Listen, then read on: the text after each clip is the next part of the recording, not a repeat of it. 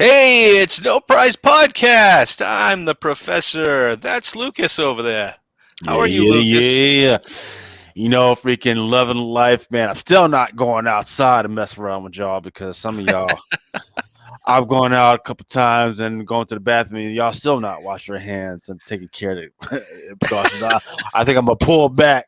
I appreciate the invites to go out with y'all, but man, y'all, come on, guys, So y'all trying I, to. I could I could tell you they lifted mask mandates here in Massachusetts, but from what I understand is this state is the last state getting in gear to open stuff back up. So you still have to wear masks inside. We still have 25% capacity at the Red Sox, but starting That's next. what's really important.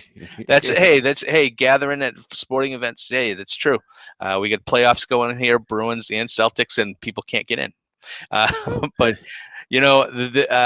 next Saturday, so Memorial Day weekend, everything's opening back up 100%. So that's good. I just hope that I think by that time, most everybody's getting vaccinated. Hey, just a quick thing before we start. What the Patriots were doing last week was because all the vaccination numbers been going down, right? Because everybody that wants to get vaccinated got vaccinated already, and for the people that they're trying to get people that not don't necessarily want to get vaccinated. Uh, If you go down to Foxborough, if you go down to Foxborough Stadium and go down to Gillette, get vaccinated, they're letting you take a picture with all the 6 Lombardi trophies. nice, really. Yeah, So I'm sitting there going, hey, maybe that'll get some of these people that don't necessarily want to get vaccinated to get out there. Well, how You do know, they know they didn't get freaking vaccinated? Maybe they already got vaccinated. It's like, hey, hey, for a chance to take a picture, I'll say that I never hey, got vaccinated. give me a little You extra. know? Maybe you'll get superpowers if you get the extra vaccination. So we'll see. But Oh I my thought it was, goodness, the backwardation ethics that is going on right now. My I goodness. thought it was interesting and something to get people that motivated to get the shot. So anyhow, how's everything going? We got some books to talk about this week. Oh yeah, a lot of freaking stuff that's going on, comic book world-wise. A lot of news that's going to freaking have some impacts on the industry, depending on like all the other stuff. So yeah, let's get into it. Yeah, 'cause we were talking about the just the new distributions and Penguin Random House, and so it looks like there's some kind of definitive things coming out now. Yes, sir.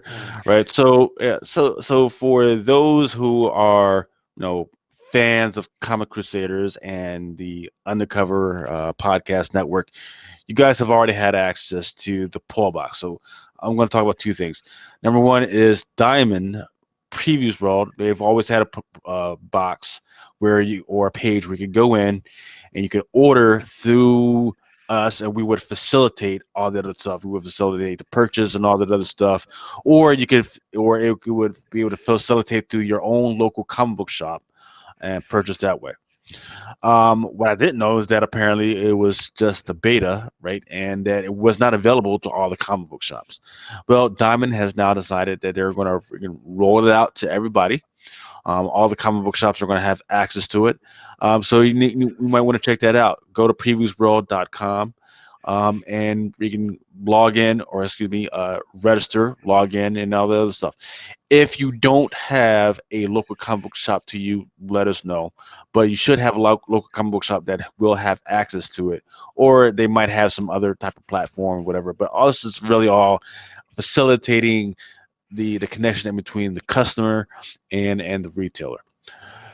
Secondly, right, is I know everybody should be tracking the whole thing with Penguin Random House, in which they actually now have the direct connections in between Marvel as a distributor and themselves. So that was a loss to Diamond. So now Diamond, in order to sell those books, they're going to have to get their books from Penguin Random House. As a result, now, of course, Diamond does not get that at a premium, right? So they're still going to have to pay. So any retailer that gets their stuff from Diamond, is now going to have to pay a premium, right? There used to be like 50%, 53%, 54. It all depends on which how you were doing. So now that you're getting it from Diamond, who's getting it from PGR, it's going to fluctuate and go all types of weird stuff. So whereas now you are 50%. So if you were a small shop, whereas you might have gotten like 50, 53, 54, whatever, 35 in some cases, now your discount is going to be brought back to 40%, right? And it's like, okay, if I was a small one and I was only getting 35% before, or 40% before, 50% before, that's not too bad. Well, that's off the top, right? So it's below 5,000, you get 40%.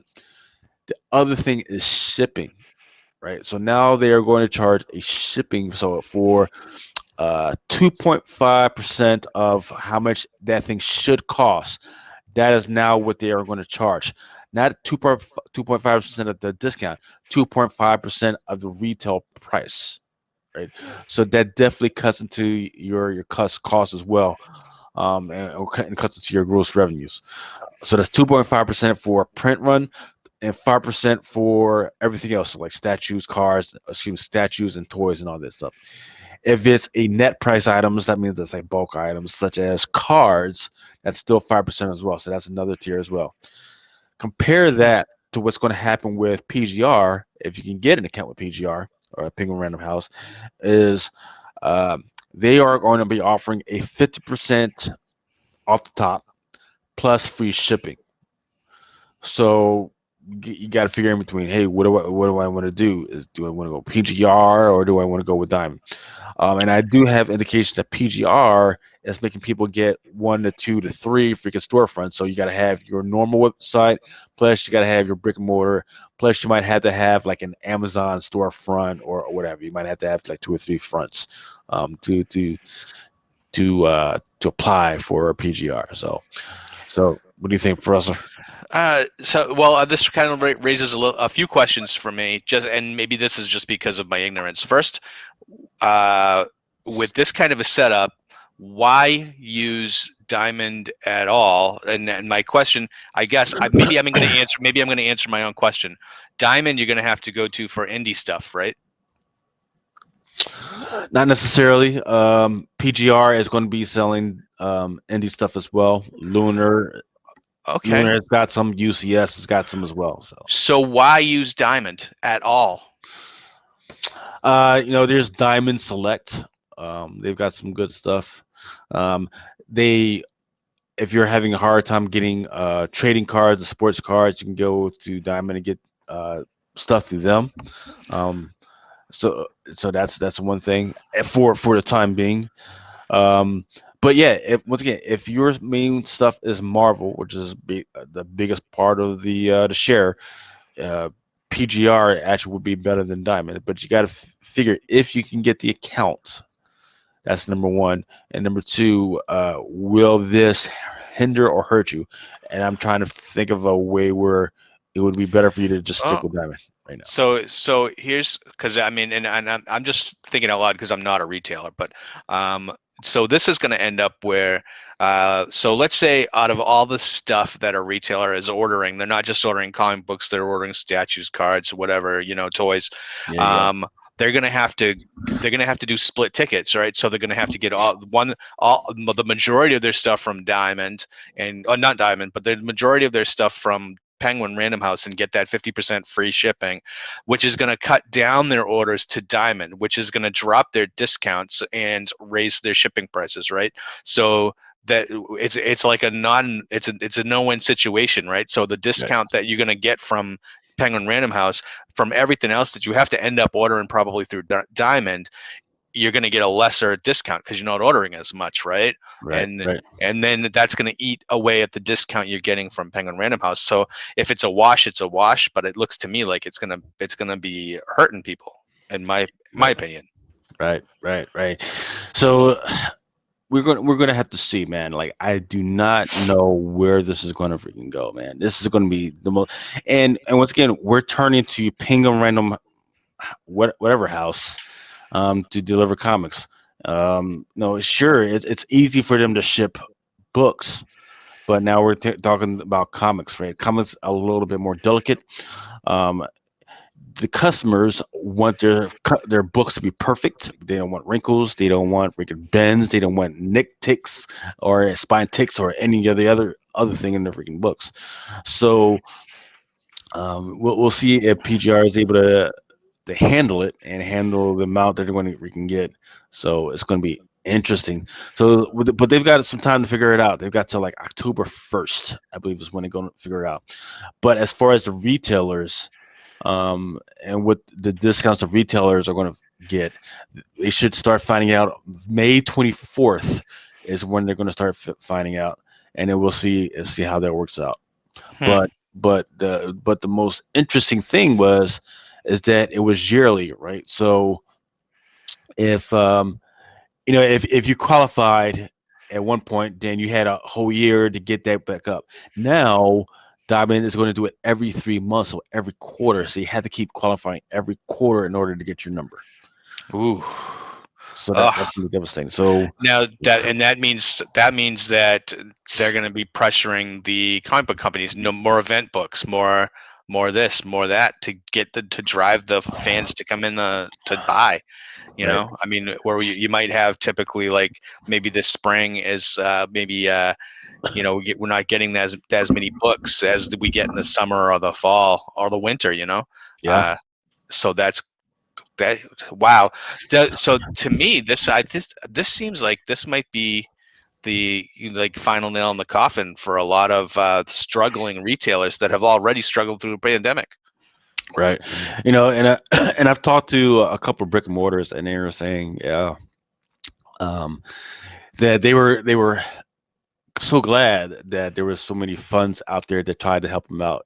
We can, I think, McFarlane, Rob Liefeld, if we can help them out, um, stepped up really big for those guys because it was just a shock to the system that you're getting at least a little bit, and then all of a sudden you're getting like nothing. In the meantime, you still got bills to pay, right? Yeah, and those bills are present on at least somebody coming in and we can at least picking up at least half of freaking stock.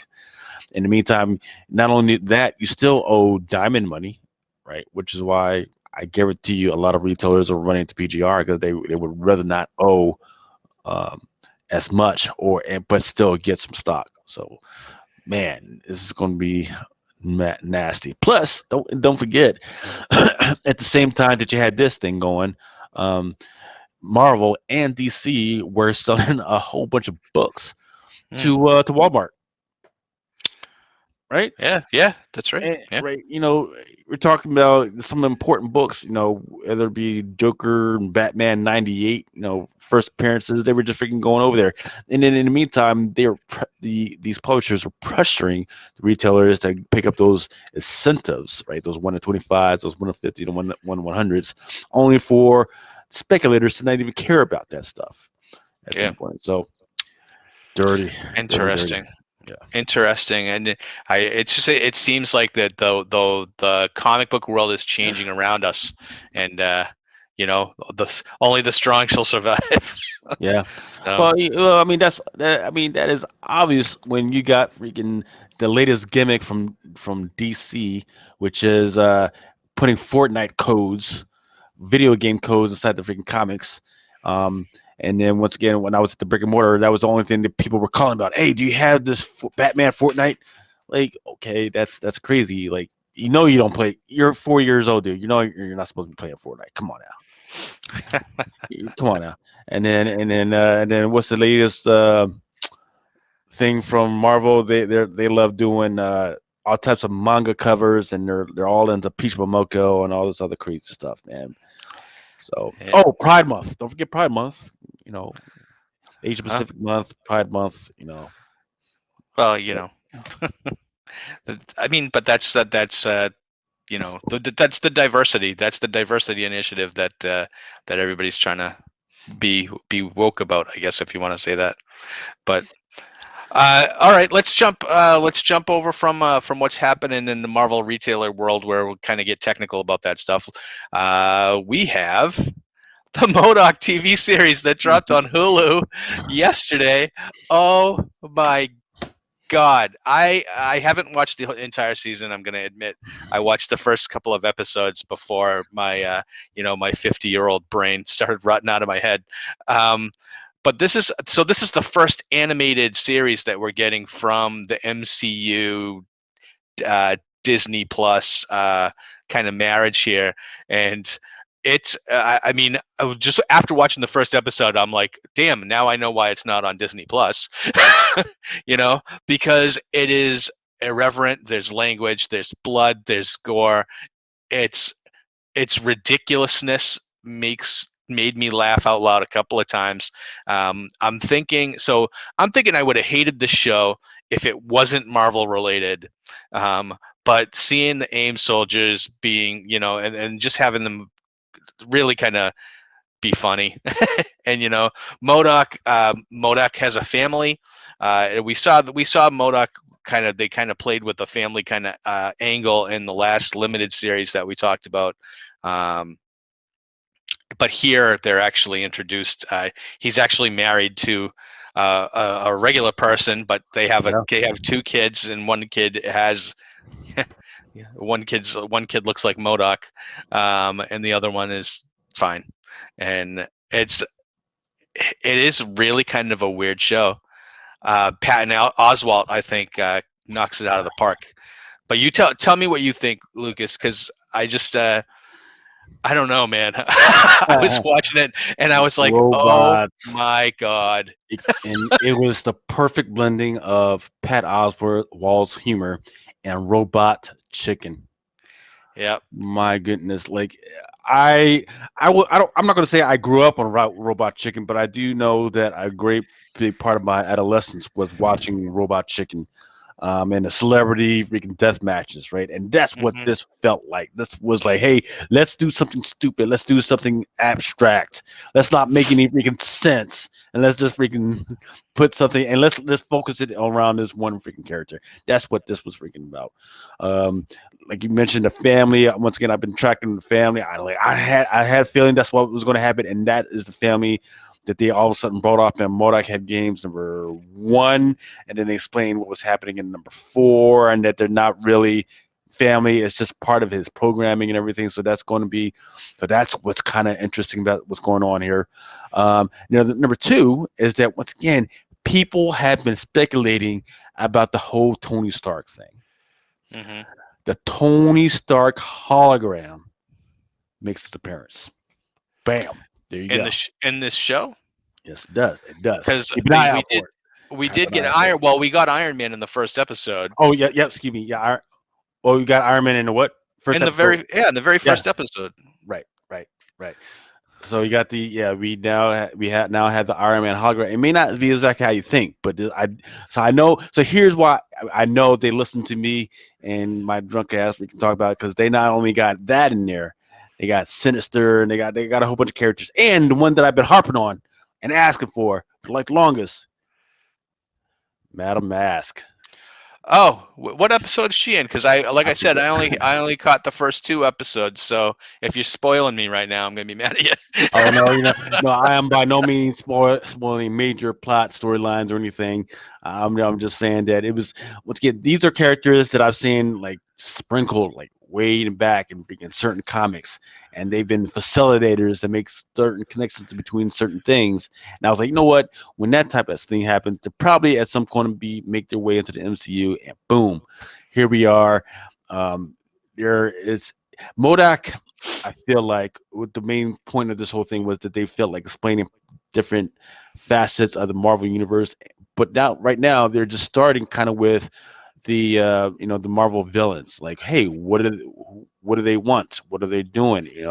Why would they do like if you got all these superheroes running around, why would you freaking go do bad stuff? Well, because some of them are pathetic, some of them can't freaking read, some of them just have family stuff going on, and some of them are just down in their luck. That's Hmm. that's what really Moda freaking really goes into. Um, I guarantee you, I guarantee you, there's probably going to be a season 2 to this thing, or some of the other shows that they promised us, such as Hit Monkey and Dazzler. if they can do it the same way that they did this, they'll definitely pick this up and give us something. But this was what I was hoping for and expecting. Okay.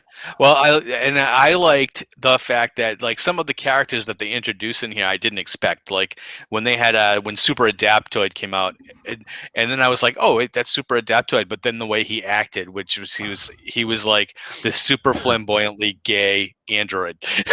Yeah. It's just like, oh, you have got to be kidding me. And then they went to a restaurant and it was Fin Fang's farm to table, and Fin Fang Yeah. Foom was the waiter, and he just what did he put like a cow in front of M.O.D.O.K and then just breathe fire on it? Go poof. I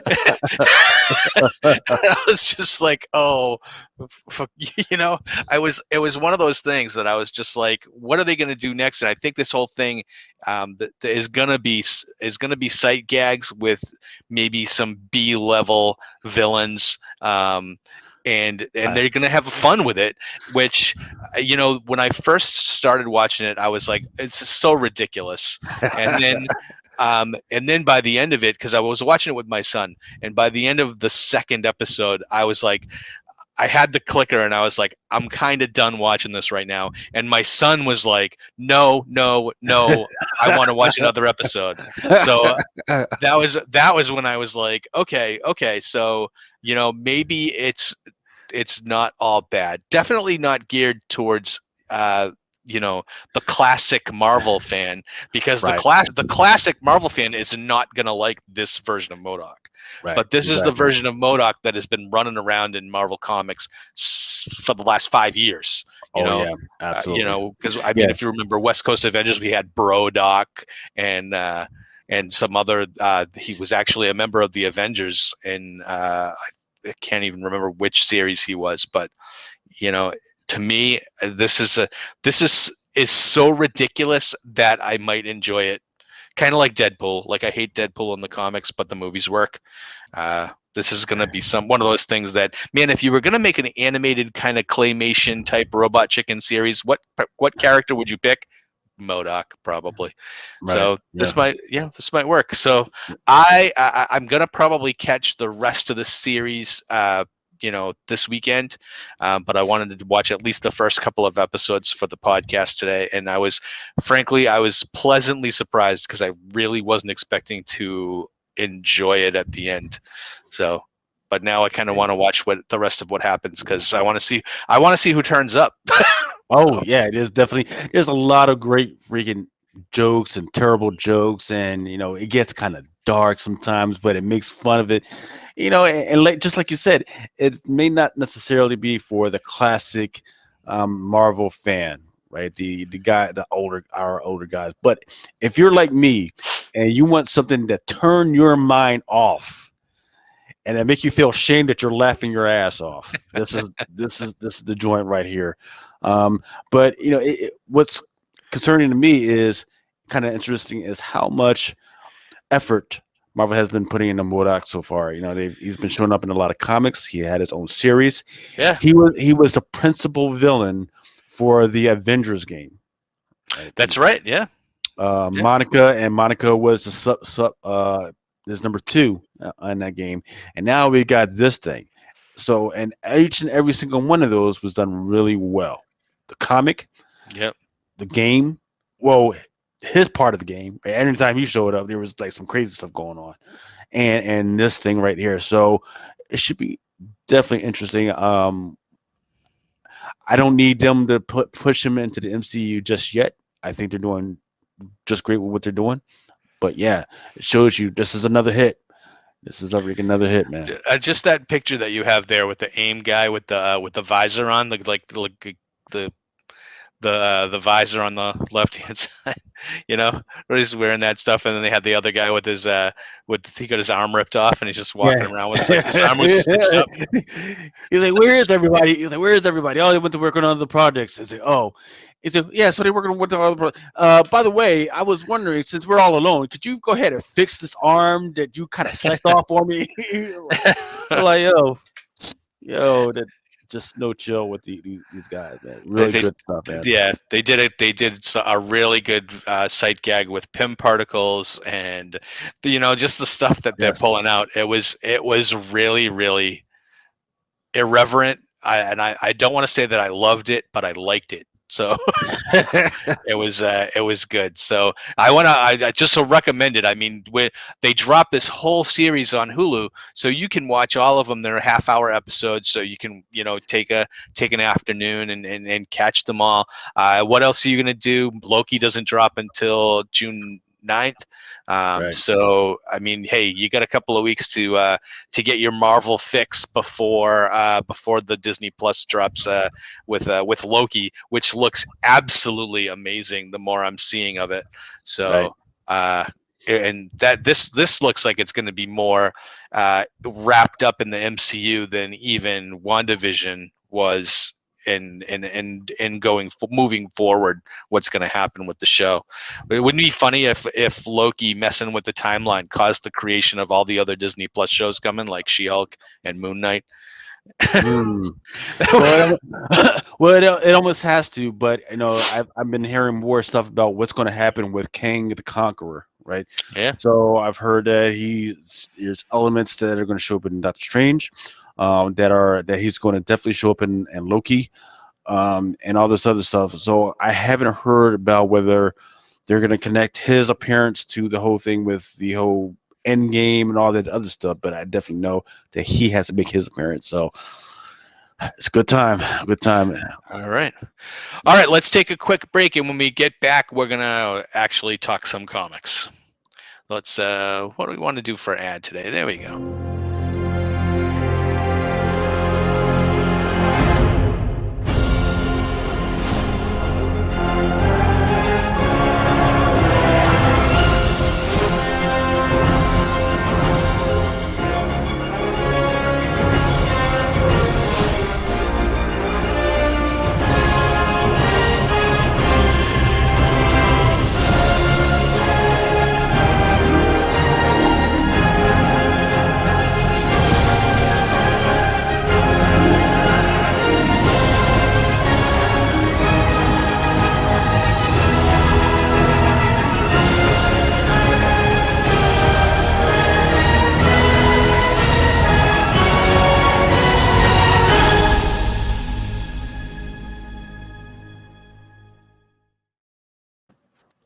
I would watch any of our podcasts just for that ad. Just that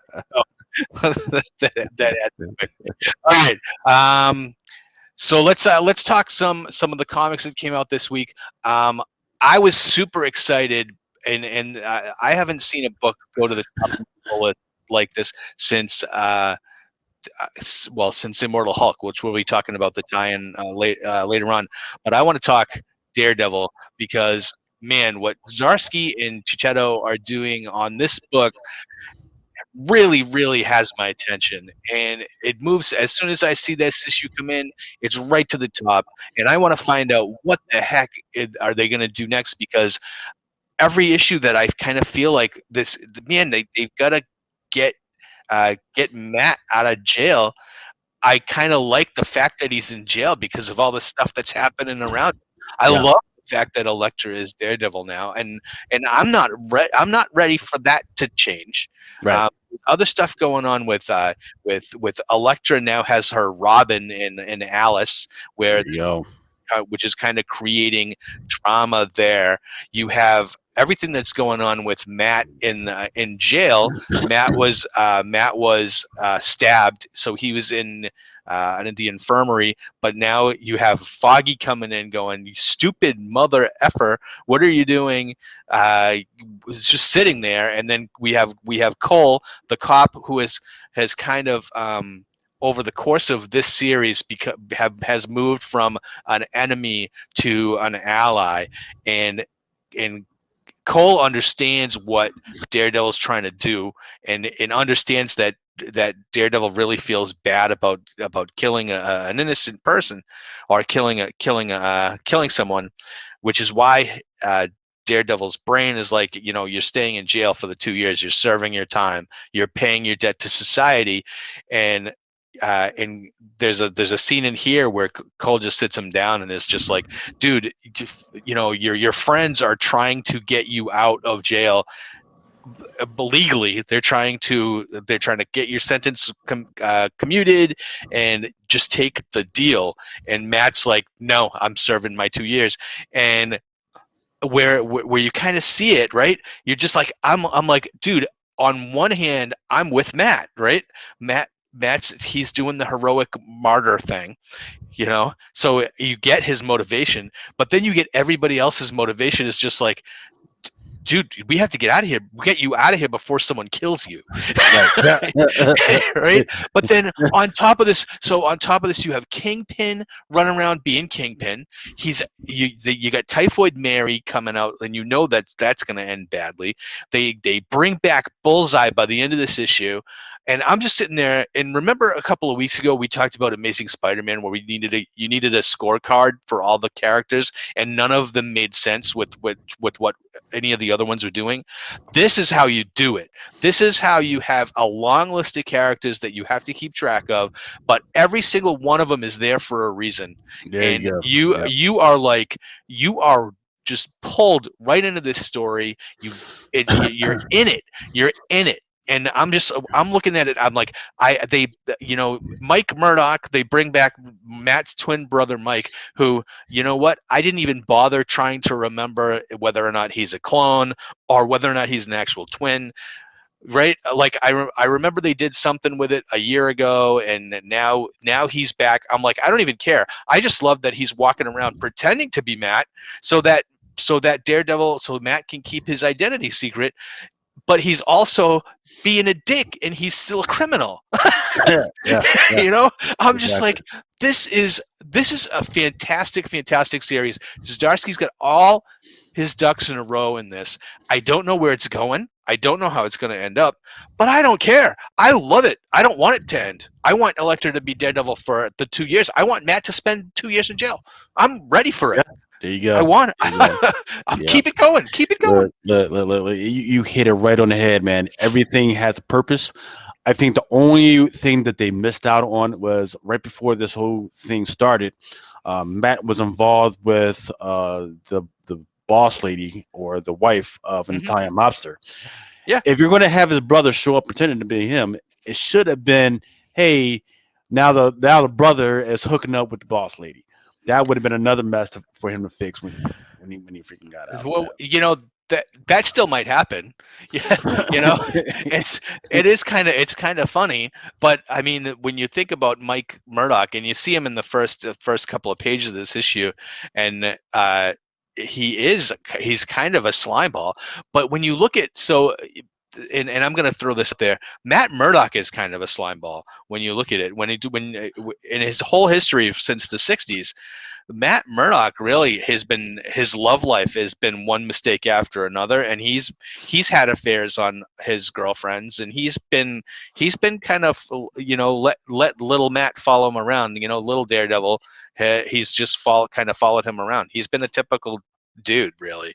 And to me, that would not be the worst thing that's ever happened in this book. Would be for Mike to gaslight Matt with the girlfriend. Right. That would be maybe something I might even expect. But it would just be something else to add to this already long list of characters that we're trying to keep track of in this book. But like I said, every single character has a motivation, a reason to be there, a storyline that's being told in this intricate tapestry that Zdarsky's has woven. I love this book. It's, like I said, it's the top of my pull list every single week or every single month it comes out, and I can't wait to see how it ends. I don't want it to end, really, because then I know what Marvel does now is they just move on, and the next run won't be as good, or they'll forget what happened in this one. But I'm just going to enjoy this for what it is. If you're not collecting Daredevil, go get it. All right, go ahead. Absolutely. Right. Yeah. I mean, this whole doing time part two freaking storyline and part one, the only thing that messed the storyline up at all was the King in Black stuff. It We was t- we we talked we about that when it talked about that. happened. That was the only thing that messed it up, man. It wasn't even needed. They could have introduced it the whole other way, but hey, Chip Zdarsky out there doing his thing. The art by Chichetto. I mean, look at this cover, man. Beautiful, beautiful stuff. That is the poster that I got in the background. That's There you how go. Look at beautiful that. this thing. That's the freaking poster that I got in the background. Also, Mike Hawthorne on duty, ink by once again Chichetto and Adriano Benedetto. Colors, I mean, the colors. Look, This is the sunlight freaking popping over the freaking horizon on this freaking. That is done by Marcio Menez and lettering. My simple behind could get through this book. So the lettering is freaking awesome. Thank you, Clayton Kyle, for making it freaking easy on me. Let me Um, let me bring up one instance in this book that made me laugh out loud was when Elektra as Daredevil shows up to the nightclub to get in, and the bouncer was all like, you're not on the list or something stupid like that, and she's like, I own this building. I'm Electra Nachios and I own this building, and he's like, aren't you supposed to have you're supposed to keep your identity secret or something like that? She's like, both of my identities are just as dangerous. yeah, And he was like, you're not wrong. yeah. So I was like, this is really great that I mean, because she doesn't care. And that to Exactly. me, to me actually makes me think that things might not end well for Alice, who, Yeah. you Well, know, we got like, to. Yeah. I mean, so another aspect of Elektra is the fact that she's not necessarily immortal, but she has the ability to come back yeah, through the stuff that the hand does. But you know what? With that power, with that ability, she's still doing something with her. She's trying to run blocks. She's hmm running the blocks. She's running these streets, right? They still haven't given us the exact everything, the details of of why she's doing all this. But I don't even care right now. I'm fully invested what's going on with this right now. And then you mentioned Alice, right? Once again, we don't have her last name. Actually, I'll go back into this one. Detective Kabeshi. She's just all of a sudden showing up. She's the one that gave Matt the deal. Like, hey, if you help us with this investigation, we will get you out. Um, Once again, it's kind of interesting that she just shows up the way she did, but we'll see if this turns out in any other way. mm, And then Alice, once again, her mother was the one that died during the King and Black series, which once again was needed. Didn't even need to do it that way. Didn't hmm even need to do it. There was other ways to do it, but hey, there we go. So now, Elektra is now training Alice to do some stuff. She's take ass, freaking chew bubble gum and all the other stuff. So she decides to take her out on this particular excursion. Ends very badly. That's what happens when you take kids out to fight when there shouldn't be. yeah. I do find it interesting that this is the second child that we have running out in the streets right now. So there's this one, and then Black Widow is apparently at some point has a little girl that she's gonna take to her side and we can possibly train. So that's going to be interesting as well. Um, so once again, it's interesting. And then to top it off, once again, you mentioned the whole thing with Bullseye. Yep. Um, he's been for the last 3 to 4 issues. They've been talking about there's this experiment that they're doing with them. Under the guise of, hey, this is what Kingpin directed. That's what they took over Ravencroft to do. Another thing. But they didn't say what exactly the experiments were. However, towards the last part of the issue, there is a preview for this, and that looks like Bullseye right there, but he's got wings. Is that what the experiment was all about? I don't know. We don't know. This could be just, a peregrine falcon that has nothing to do with anything. But I do think that's kind of interesting. I think that this might be a religious take. I mean, Daredevil. We're looking at Matt. When we think about Matt, they've gone through great things of doing the kind of Catholicism angle on this, and I think that cover might just be a representation of Daredevil versus Bullseye, who's actually kind of maybe an angel, right? In this, and that might be just a kind of like a play on things. But this looks great. I have this one question that I want to ask you, and see if maybe we maybe go down that rabbit hole. Is Daredevil out Batmaning Batman right now? Absolutely. All right. Absolutely. They Batman, it looks like what they're trying to do is they're trying to slowly but surely retire Batman and pump up all these other freaking characters, which I get it. How long has Batman been around? Like forever, right? It's now Mhm. time to retire Bruce Wayne, pump up, all the Robins, all the Nightwings, all the female Bat people, and bring those ones up, and then let Bruce Wayne go off into the sunset. In the meantime, Daredevil, he's doing investigations. He's out in the streets. He's actually got these religious and ethical quandaries that he has to deal with. So absolutely, and at no point do I have Daredevil swinging, Regan, you know, hanging out with the Hulk. Regan just as powerful as a Hulk, or any crazy stuff like that. So I think he's just where he needs to be.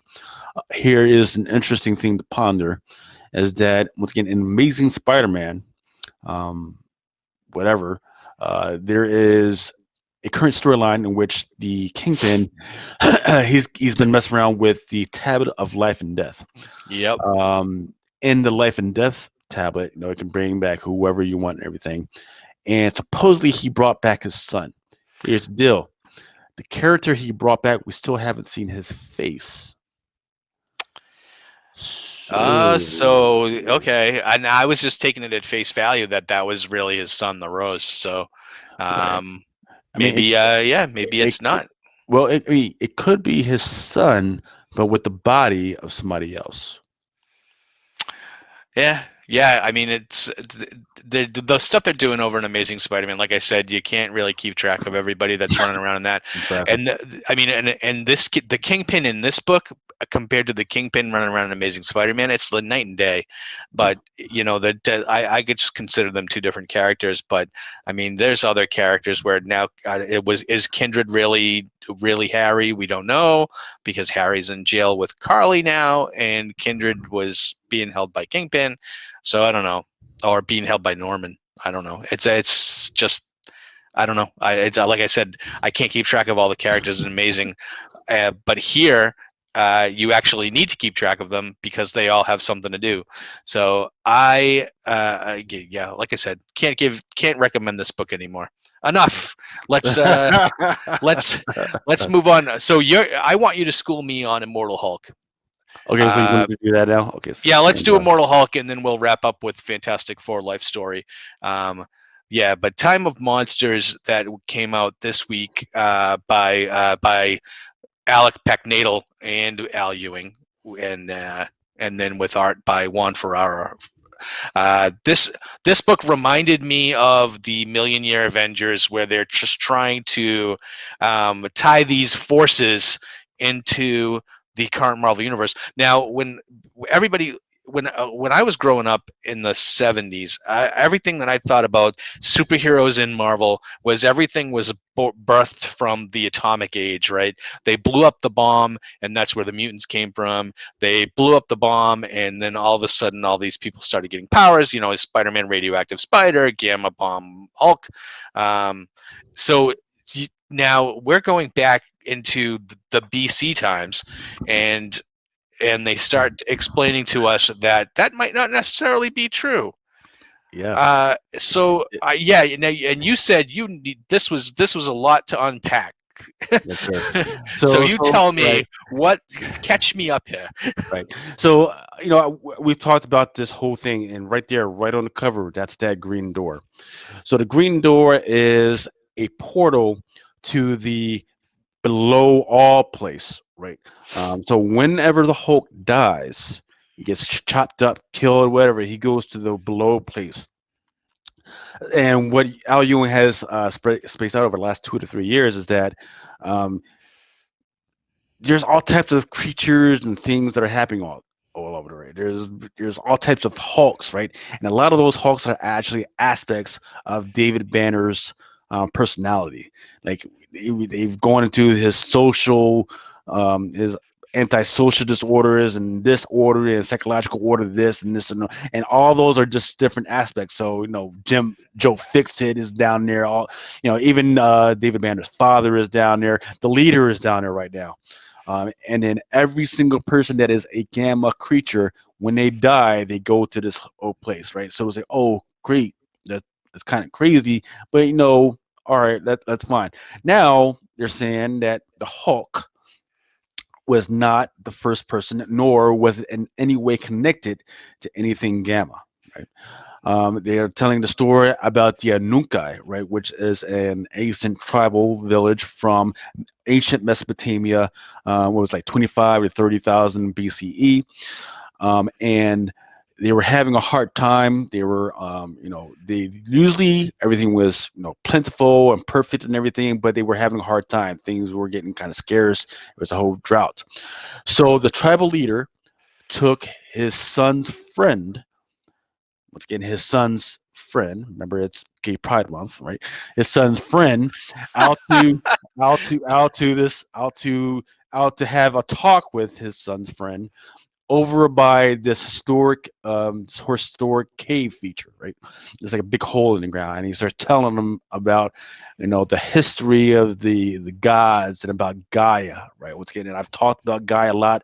A lot of her insignia was going on through Kingdom Black, and he's like, hey, Gaia, she gave us everything we had, and then she became unhappy with what was going on and the way we were doing it. So she ripped out her eye and put it in the ground right there. And it was like that's kind of a crazy story. Why you tell? And the guy goes, well, that's a crazy story. I don't care. Why do you have me here? And the guy, well, you don't feel the power.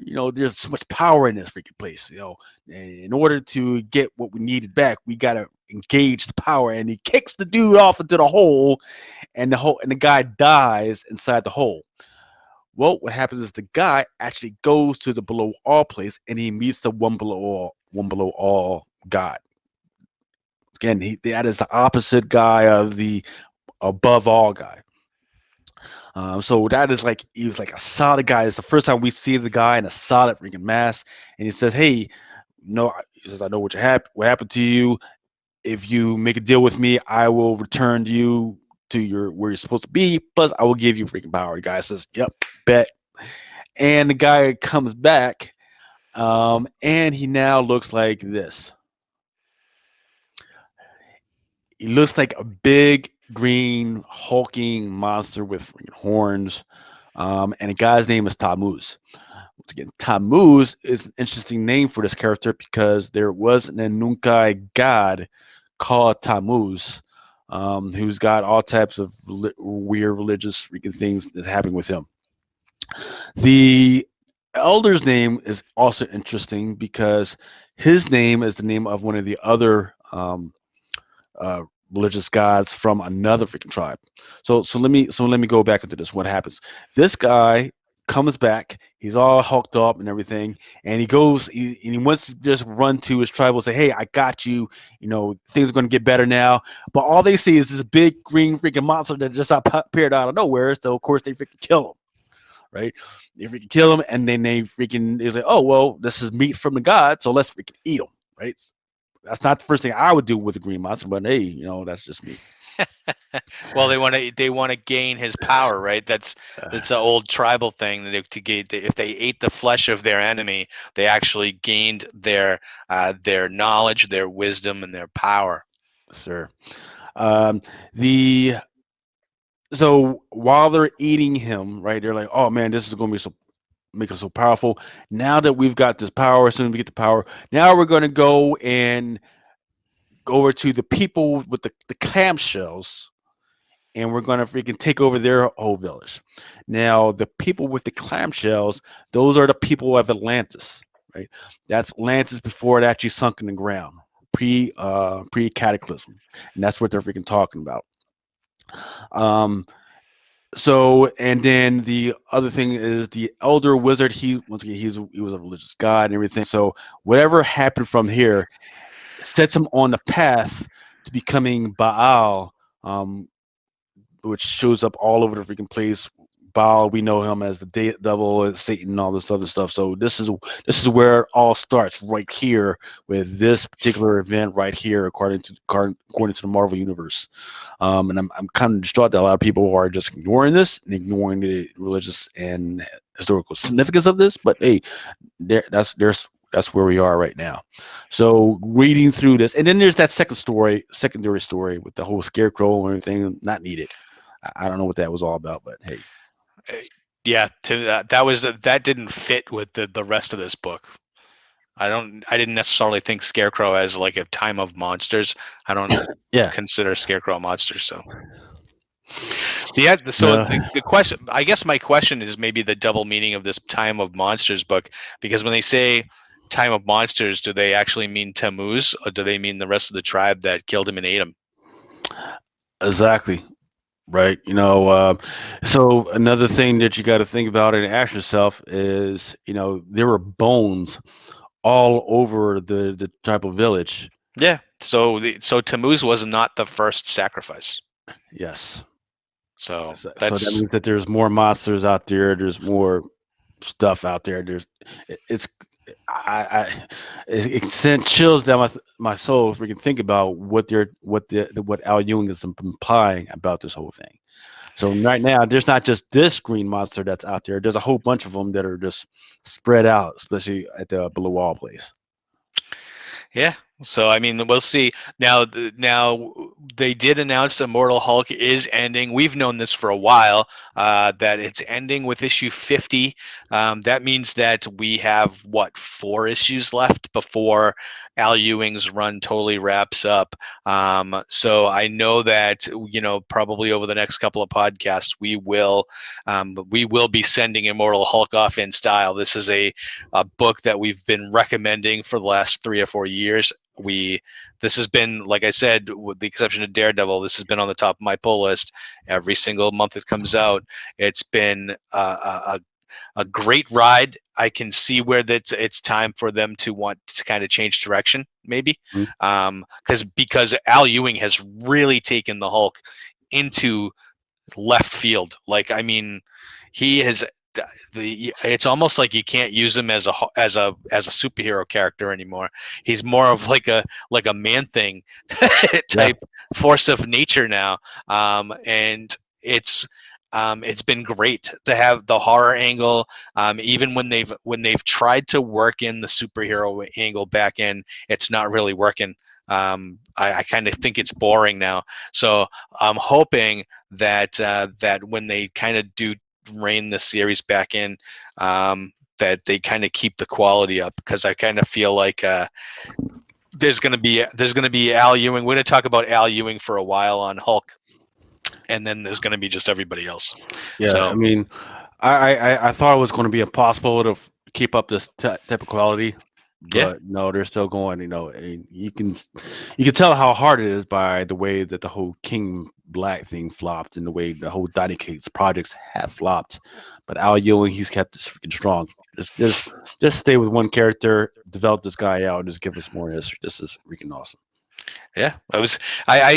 Sometimes I just wish that they didn't try to get too cute with it and try to explain how these forces have been around since the dawn of man. Um, I don't really need that much backstory. If you tell me that the Hulk was created with a gamma bomb because they were playing with the radiation and everything, I totally buy that. You don't need to read into it, but I do. I can go. This is the kind of stuff I can kind of go along with. Um, and then let's get into Fantastic Four Life Story number 1. This is I wanted to be on board with this. I'm going to tell you one reason why I think that this book didn't work for me. So we have Mark Russell writing with Sean Saxey artist, and I'm not gonna. I mean, everybody knows the history of the Fantastic Four. They don't change a ton of stuff in this, even though this is obviously a kind of like retcon story. And if every we all read Spider-Man Life Story last year, where every single issue you get a decade, right? And the characters are going to age in real time.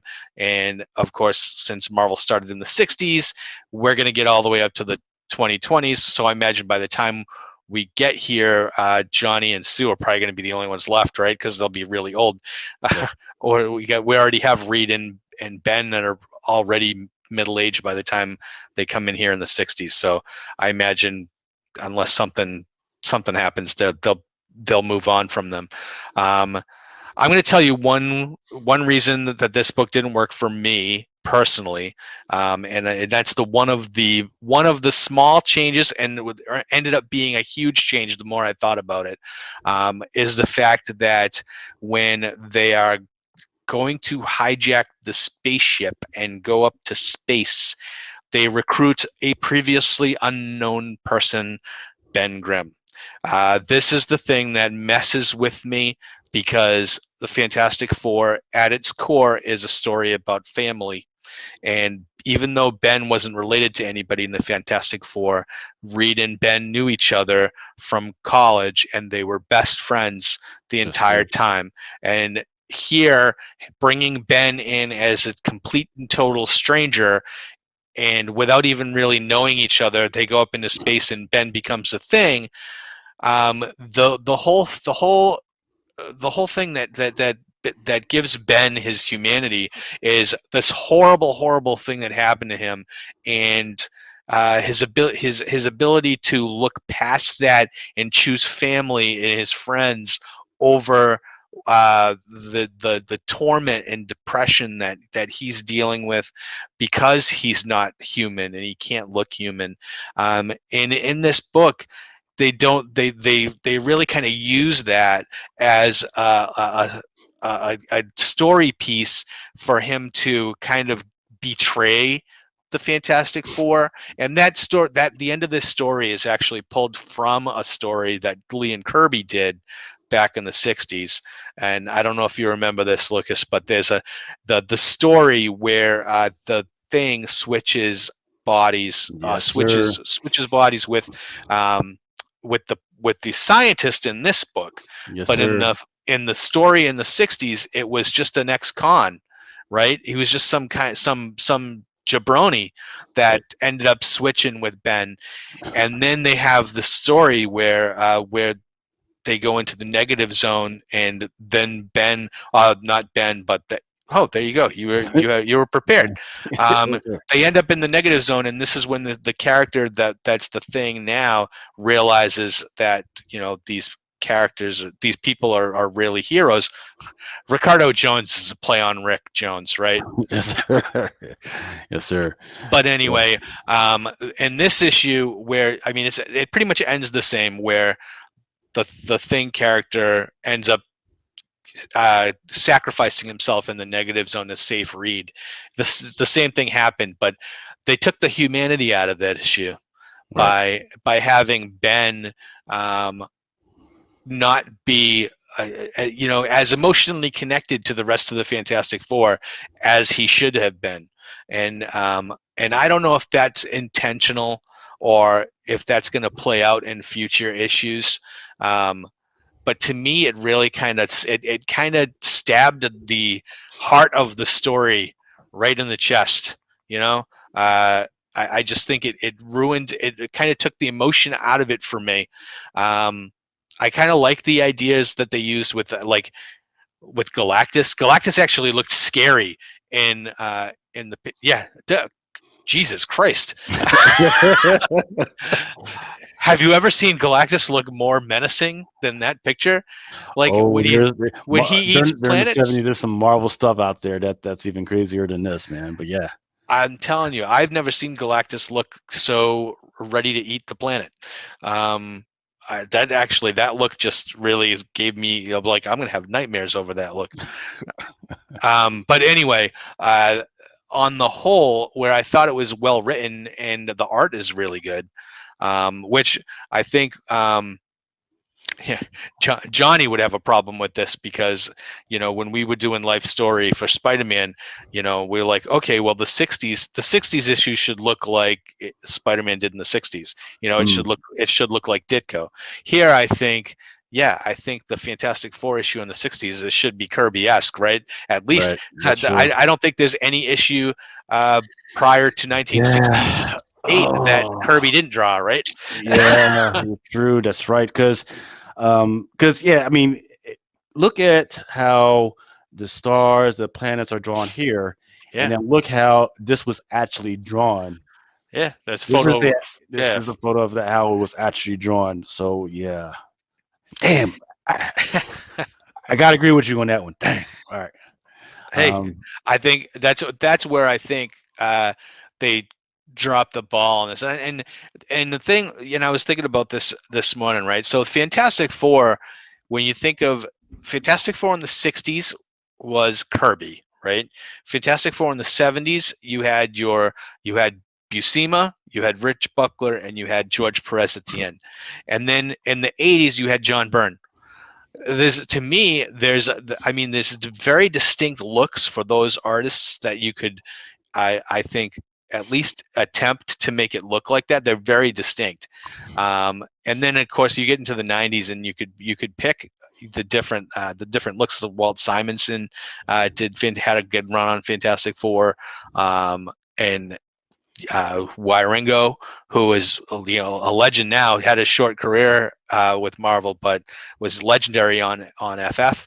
Um, but I mean, those are the kind of artists that I would be like, okay, can you? I mean, at least make the first issue look like Kirby might have had a hand in it, mm. But no, they But didn't. They didn't do any of that stuff. So yeah, I mean, it's but a shame. I like the idea of these life storybooks because that's been one of the things. I mean, I'm 50 years old. I've been reading comics my whole life, and these characters don't age. They don't age, and I always said I'd like to get some stories where I could see the progression. I mean, if you Reed and Ben would literally be dead now, or Yeah. they should be, because they were middle aged in 1961. Right. So that Hmm. was 60 years ago. So um, to me, I think I think that's where they dropped the ball. But the big thing that bugged me on this issue was just the separation of Ben from the rest of the Fantastic Four, and Sure. in it and kind of separating him from the family aspect. Yeah. Um, See, so I didn't even think about that. yeah, I that's mean, the it kind of, biggest thing I thought about. yeah, yeah, because it did twinge on me, but it didn't freaking hit on me because the um the major difference in between those two storylines, and once again, I mean, we've actually talked about this particular issue, Yeah, like a while back because it was connecting into the whole King and Black before it was actually King and Black. So we talked about this issue before. Is that this kind of fills in the hole of why Reed went to the negative zone in the first place, right? It yeah, says, well, he had some type of vision or dream where he had actually dreamed the Galactus. He didn't know what Galactus was. He didn't know any of that. All he knew is that this existential threat was out there and it was going to destroy the world. So he built this whole portal thing and this whole transportation system to actually get him there so he could actually take a look. In the meantime, while he's out there, um, he's got what he thinks is bending ground. So once again, this is where those type of relationships kind of makes it important because why am I following you into some unknown world if I don't know you or trust you in the first place? But here we go. Um, so he brings this guy who is once again Ricardo Jones. Ricardo Jones is a kind of a body swap with Ben Grimm, or actually, I forget whether it was a body swap or whether he just was able to copy his body so that he would show up at the Fantastic Four headquarters and he was going to take his place inside the mission. Once he gets there, they get out there, and instead of there being all these multi planets, they see um, Galactus. In the original, once they get out there, Carl Jones or whoever it was at the time, I forget whether it was the same guy, tries to kill Reed and tries to leave him there. Reed actually turns the tables and leaves him there. And this is what has been bugging me the whole time. Like, hold up, there's a guy that's just out there in the negative zone. and they never addressed it at all, ever again. Well, that's so that Yeah, was, and when the first appearance of the negative zone, the center of the negative zone is like a black hole, and all the right. matter in the negative zone is rushing headlong into that. So when you the implication in this particular story was that when you left someone there in the negative zone, that they were heading towards pretty much like oblivion. And yeah, I mean nowadays that would have been not a death sentence, right? We would have figured out They would have figured out a way to make this guy survive. This character, they got rid of. We've never seen him again. Right. So but that in future stories, when they are put in peril in the negative zone, that they're heading towards that actually made that a more dramatic kind of you know reason for them to get out, because you knew what happened before to that other guy. So um so to me, yeah, I mean it did create some drama there, but now it's like from now on, when I think of the negative zone, I'm going to think of Galactus in the negative zone as the black hole sucking everything in. Right. And then once again, So that's another change is that Ricardo Jones, instead of fighting with Reed, he says, "Oh no, got to get Reed out of here," and he sacrifices himself. He mhm. pushes Reed back through the portal, and then he supposedly dies. Supposedly, they never really said it, but supposedly. So I hope they address that rest of that. They've got what 6 more issues of this to address this whole issue or address the whole thing with the Fantastic Four. So it's going to be. I'm hooked. Your points are well taken. So let's see if anything actually develops or they just run this thing around. So I'm hooked. Well, we'll see. I enjoyed the Spider-Man life story. So um I am kind of going in this with an open mind. I just didn't really um why I didn't think the first issue worked was because of the family aspect. Now, hopefully that's fixed by the time we get next issue, they would have been together for 10 years already. So, there's a lot of time to build the family aspect, but we'll see. I do have my mind is open. There was just the aspect of that I didn't like. So we'll see. Yes, sir. I still like the format. So I hope that after we get Fantastic Four life story, that we actually get maybe we'll get the Avengers life story or something like that. That would Mm, actually be pretty cool, because the cast of characters is always changing in that group anyway. So true that. um, it would be interesting to see what kind of characters they throw in over the course of 60 years into the Avengers. That would be interesting. Yes, it would. So, Yes, it would. uh, So last thing that we can do is quick incentives that will be coming up for FLC by the time this broadcast. Gamma Fight #1 has got a 1/25, and it's also got a 150. oh, is this a Hulk tie-in? Yes, sir. Yes, sir. Okay. Looks like it. And then there's also going to be a Guardians of the Galaxy Pride Month for Guardians of the Galaxy #15. This one's going to be a 1/25. Heroes Return is going to have a 1/25. Is that the Star brand in the middle? A little. Yes, What are they sir. gonna? Yes, They're gonna age. sir. They're gonna age her a little bit. What's Yes, up? sir. So that's going to be the interesting thing. Does this stick, right? Because that would be her first appearance in a costume, I believe. So don't know what's going to go well with that. Do you see Uh, Echo in the back with the Phoenix Force there? yeah, I don't care about it. I don't care about this whole Echo thing. They should never do that. They got Yeah, to come up with something big in order for me to care about it right now. I don't know. Heroes Reborn. We just have to agree to kind of that this is going to happen.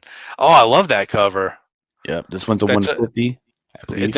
that's a American Indian kind of Yeah, homage. yeah. Virigi's been doing really great with these. I really love what he's been doing. And it's such a unique yet I don't want to say simple, but easy to read and easy to see through what he's going through or what he's doing with these. It's just such uniqueness that's been awesome. Hmm. Let's see. Marvel Voices Pride #1. And this one is a 1 to 50. Marvel Voices Pride #1. It's a rainbow flag, and I get the symbolism. I understand it. But why in the heck is this a 1 to 100, Marvel? 1 to Eh, 100 what's up with that? at $9.99 a pop. No. Yes, $9.99 a pop. Once again, $9.99. So actually, let me roll back. That some of those, like the Heroes Return, that one was $5.99. So that's $6 a pop. All Nine right. ninety nine a pop for the qualifiers. So that means that uh, for some of the retailers, they're going to have to pay $4.50 per qualifier to get a flag, to get a flag, a pride flag. So, I mean, I have a question for you, and I'm not Mhm. going to try. I'm trying not to sound insensitive or whatever. I kind of feel like I need to ask the question from a retailing standpoint. All right. So, how many copies? Let's say you think Marvel Voices is going to sell um, overall, right? And you're probably going to be looking at like uh, 10,000 copies maybe that this might sell. Not even that. Maybe Okay. maybe like So maybe between like 7,000 to 8,000 copies. Maybe. So I mean, on the low end of the spectrum, right?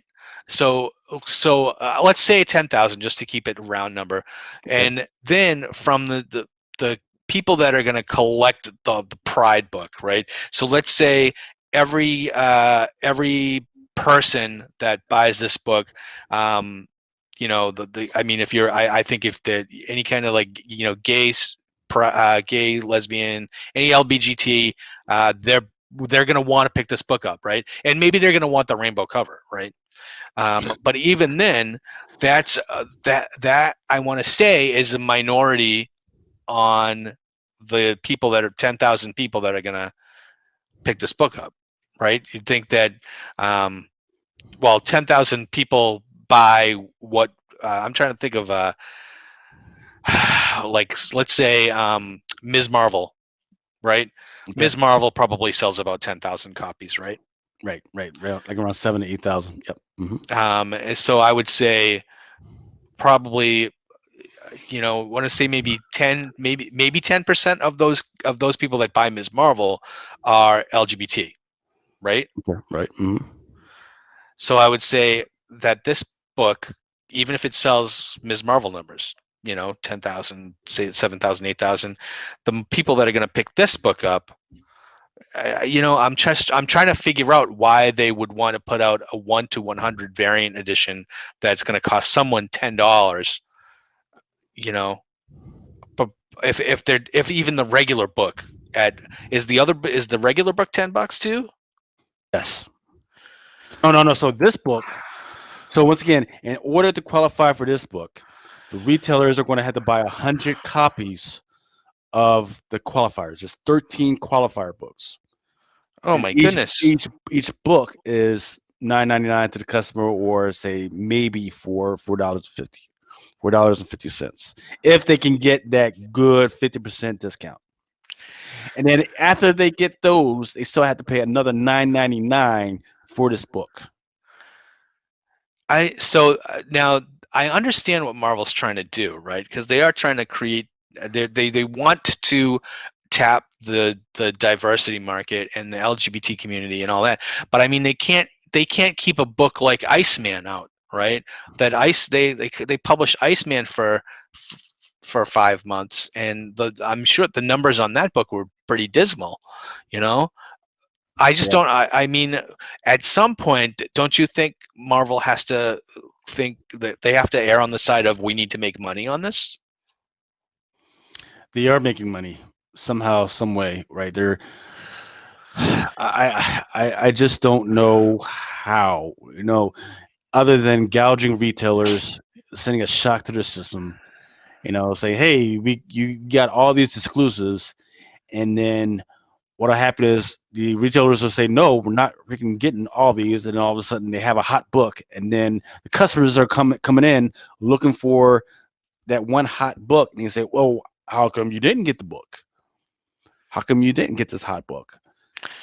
Right? Yeah, yeah. It's a shame, right? But that's what I think. Well, I think that's where numbers are inflated, right? Because people are ordering extra copies just to get the variant, but nobody's buying those extra copies, right? They're sitting on the shelf. Right. So Either right. Yeah. Like I can't tell you how many times, and we were just talking about it last night about how how guys are walking in and they're saying, and I'm telling them, hey, this is a hot book, and they're like, are you kidding me? I saw that on the shelf, and I was not going to pick that up because it looks stupid and look crazy. And all of a sudden, it's a freaking hot book. And other than until somebody tells them that that particular book is exclusive and should be therefore expensive, people don't know about that book. And just as the way it is. In the meantime, the retailers are caught in between the customer awaiting the information and being told the information that they should look. But in the meantime, there's no reason for this to be a 1 in 100s. There's no need for the Virigi that we just talked about to be a 1 in 50. There should be just caught between 5s, 10, 15s, and 25s. And that should be it. mhm. Yeah, no, I think you're right. Because I think a lot of these books end up just they're going to be end up in the man. If there's a $10 book, does it end up in a $5 bin? I mean, I don't get it. That's where I feel like I think the retailer's getting screwed because they end up sitting on product. But Yeah, they will. And the worst part about Marvel stuff is that it's not returnable. that's terrible. All the other stuff, like the indies and all this stuff, there are some returnabilities. You might have to hit certain um, Wibbits in order to have a return, but Marvel stuff is not returnable. All right. Ugh. Oh, what's Uh, that? yep, two more. Marvel Voices Pride. This one is the 1 to 25. Is that the Beyonder? Who is that? I'm not sure who that is. Not sure at all. And then the last It's one is this one, which is Hulkling and Wiccan, looking happy, still married. And this one is a 1 to 50. they're running around in Guardians of the Galaxy right now. If you want to check them out. And then that's it, man. Freaking that is all. That is all. That is all. Freaking. All So right. we made up in what, another 2 weeks? Yeah. We'll do 2 weeks. I think it'll be our maybe a pre Loki show because I think we're gonna be the weekend before Loki drops, and I think we're both gonna be up for that. But let's make a point to talk about the rest of M.O.D.O.K next time, and Absolutely. maybe we'll touch on Bad Batch because there's 16 episodes in that Bad Batch show. So I had forgot all about Bad Batch, man. Remember, I was pumped for episode number 1. Watch it, was pumped for it, and then last night people were like, "Yeah, there's 4 more episodes." Wait, what? yeah, Oh man, I watched them yesterday. They're all right, so that's why it was like, well, we don't have to talk about it this week, but maybe we could touch on it next time. absolutely. So, So, all right. Well, we'll be next week. Our next episode will be right into June. We'll be leaning right up against into the summertime, where we won't be wearing masks, and we'll be having cookouts, and we'll be seeing people we haven't seen in a year and a half, and we it's will be Comic-Con's coming back. We'll yep, be we'll be all out meeting people and having fun. So I will see you in 2 weeks, Lucas, out. and you everybody stay safe until then.